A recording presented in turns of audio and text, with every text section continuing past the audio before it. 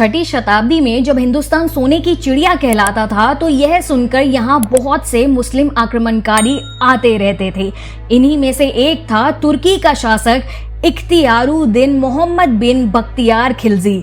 खिलजी का नाम हमेशा इतिहास में विश्वविद्यालय को जलाने और मिटाने के लिए लिया जाता है। एक ऐसा विश्वविद्यालय जहां दुनिया भर से विद्यार्थी पढ़ने के लिए आते थे और जो पूरे भारतवर्ष का पहचान था। जरा कल्पना करके सोचिए कि उस समय छठी शताब्दी में हमारे पास एक ऐसा विश्वविद्यालय था जहां पढ़ने वाले ज्यादातर स्टूडेंट्स विदेशी थे। उस वक्त यहाँ 10,000 छात्र पढ़ते थे जिन्हें लगभग 2,000 शिक्षक गाइड करते थे। उस विश्वविद्यालय में 9 मंजिला लाइब्रेरी थी और छात्रों के रहने के लिए हॉस्टल भी थे। महायान बौद्ध धर्म के इस विश्वविद्यालय में हीनयान बौद्ध धर्म के साथ ही दूसरे धर्मों को भी शिक्षा दी जाती थी। मशहूर चीनी यात्री हीन सांग ने भी 1 साल की शिक्षा यहाँ ग्रहण की है। जी हाँ, हम बात कर रहे हैं नालंदा विश्वविद्यालय की। वो नालंदा विश्वविद्यालय जिसे एक शासक के संकीपन का शिकार होना पड़ा। वो नालंदा विश्वविद्यालय जहां दुनिया भर से लोग पढ़ने के लिए आते थे। वो नालंदा विश्वविद्यालय जिसने ना जाने कितना ज्ञान और ज्ञानी महापुरुषों को सहेज कर भारतीय संस्कृति और सभ्यता को विश्व मुकुट बनाने की तरफ अग्रसर किया था। लेकिन शायद ये हमारा दुर्भाग्य था कि तुर्की के शासक बख्तियार खिलजी की बुरी नजर इस विश्वविद्यालय पर पड़ी और सिर्फ इतनी सी बात की जलन से कि उसके हकीम उसे ठीक करने में फेल हो गए और एक हिंदुस्तानी वैद्य उसका इलाज करने में सफल हो गया था। इस विश्वविद्यालय में आग लगवा दी। कहा जाता है कि विश्वविद्यालय में इतनी किताबें थी कि वो लगातार 6 महीने तक जलती रही थी। उस समय खिलजी ने अनेक बौद्ध धर्माचार्य और भिक्षुकों को भी मार डाला था। इतिहासकार विश्व प्रसिद्ध नालंदा विश्वविद्यालय को जलाने के पीछे जो वजह बताते हैं उसके अनुसार एक समय बख्तियार खिलजी बहुत ज्यादा बीमार पड़ गया था। उसके हकीमों ने उसका काफी उपचार भी किया लेकिन कोई फायदा नहीं हुआ था। तब उसे नालंदा विश्वविद्यालय के आयुर्वेद विभाग के प्रमुख आचार्य राहुल श्रीभद्र जी से उपचार कराने की सलाह दी गई। उसने आचार्य राहुल को बुलवा लिया था तथा इलाज से पहले शर्त लगा दी कि वो किसी हिंदुस्तानी दवाई का सेवन नहीं करेगा और उसके बाद भी उसने कहा कि अगर वो ठीक नहीं हुआ तो आचार्य की हत्या करवा देगा। ये सुनकर आचार्य राहुल श्रीभद्र सोच में पड़ गए। फिर कुछ सोचकर उन्होंने खिलजी की सारी शर्तें मान ली। कुछ दिनों बाद वो खिलजी के पास एक कुरान लेकर पहुंचे और उससे बोले कि जितना आप इस कुरान को पढ़ सकते हैं पढ़िए, मैं गारंटी देता हूँ आपको कि आप ठीक हो जाएंगे। दरअसल राहुल श्रीभद्र ने उस कुरान के पन्नों पर एक दवा का लेप लगा दिया था जिससे कुरान पढ़ने के दौरान दवा उसकी उंगलियों से होकर अंदर जाती रही थी और खिलजी ठीक होने लगा।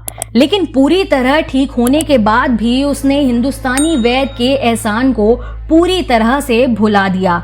उसे इस बात से जलन होने लगी कि उसके हकीम फेल हो गए जबकि एक हिंदुस्तानी वैद्य उसका इलाज करने में सफल हो गया। तब खिलजी ने सोचा कि क्यों ना ज्ञान की इस पूरी जड़ यानी कि नालंदा विश्वविद्यालय को ही खत्म कर दिया जाए। इसके बाद जो उसने किया उसके लिए इतिहास खिलजी को कभी माफ नहीं करेगा। नालंदा विश्वविद्यालय में 3 प्रमुख पुस्तकालय थे, रत्नोदधि, रत्न सागर और रत्न रंजक। एक पुस्तकालय तो कहा जाता है कि 9 मंजिलों का था, यानी कि उस पुस्तकालय में टोटल 9 फ्लोर थे। तीनों पुस्तकालयों में लगभग लाखों की संख्या में पुस्तकें थी, लेकिन अपने द्वेष भावना के चलते खिलजी ने ना ही सिर्फ नालंदा के पुस्तकालय को जलाया बल्कि वहां के बौद्ध धर्म के भिक्षुकों को भी मरवा दिया और वहां पढ़ने वाले छात्रों को भी मरवा दिया था। इस विश्वविद्यालय में भारत के विभिन्न क्षेत्रों से ही नहीं बल्कि कोरिया, जापान, चीन, इंडोनेशिया, श्रीलंका, फ्रांस और ग्रीस से भी विद्यार्थी शिक्षा ग्रहण करने आते थे। नालंदा के विशिष्ट शिक्षा प्राप्त स्नातक बाहर जाकर बौद्ध धर्म के साथ ही अन्य ज्ञान का भी प्रचार किया करते थे। नालंदा में बौद्ध धर्म के अतिरिक्त हेतु विद्या, चिकित्सा शास्त्र, अथर्ववेद, सांख्य से संबंधित विषय भी पढ़ाए जाते थे। युवांग चोंग ने लिखा था कि नालंदा के सहस्त्र आचार्यों में से 100 ऐसे थे जो सूत्र और शास्त्र जानते थे तथा 500 ऐसे थे जो अन्य विषयों में परंपरागत थे और 20 से 50 विषयों में उन्होंने महारत हासिल की हुई थी। केवल शीलभद्र ही ऐसे थे जिनकी सभी विषयों में समान गति थी। नालंदा विश्वविद्यालय की 4वीं से 11वीं सदी तक अंतर्राष्ट्रीय ख्याति रही थी, लेकिन मोहम्मद बिन खिलजी ने इस विश्वविद्यालय को जलाकर जितनी बड़ी गलती की है उसके लिए हिंदुस्तान कभी भी उसे माफ नहीं करेगा।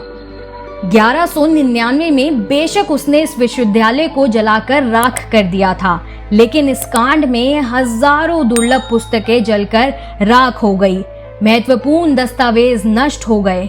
कहते हैं कि अध्यापकों और बौद्ध भिक्षुकों ने अपने कपड़ों में छुपाकर कई पांडुलिपियों को बचाया और उन्हें तिब्बत की ओर ले गए।